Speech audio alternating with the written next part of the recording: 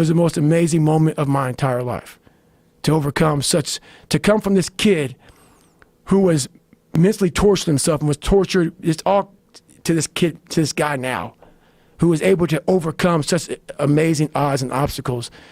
And I called Chris Cosmo up, the race director of Badwater, and he said, the idea of a 24-hour race is to run 24 hours. You only ran 19.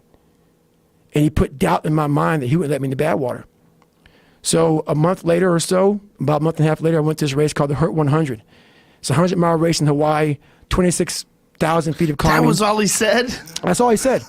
That's so crazy. He's a hardcore dude, but he didn't know how fucked up I was. Right. And he said, he didn't say, he didn't say no, I'm not gonna let you in. He put enough doubt in my mind and say, man, I gotta do more. So I was broken bad. And how long did it take you to recover physically? The funniest thing about this, I don't tell the story very often. I had signed up for, I'm getting to that answer, it's right now. I went on deployment, and me and my wife and my mom signed up for the first Las Vegas marathon down the strip of Las Vegas.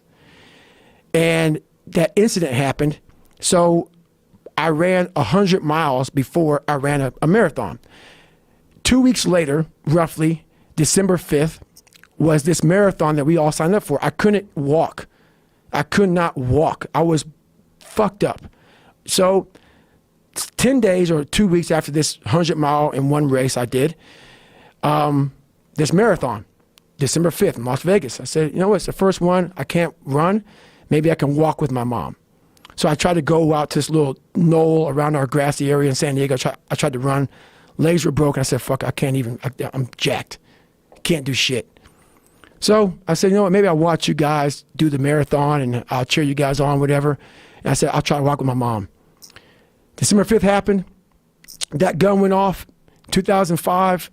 14 days after, I broke myself off and I qualified for the Boston Marathon. I ran 3:08. That's crazy. And what's funny about it, I know people may hear this, say, this motherfucker, even when I tell you the story, I want to drop so many names. Google it, look it up. I don't give a fuck. Like, it almost seems like I'm making my own story up.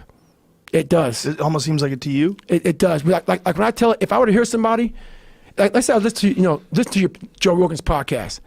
I heard some black dude from fucking Brazil and talking about this happened, 3 hell weeks, ranger school, ran 100 miles, broke my feet, broke my body.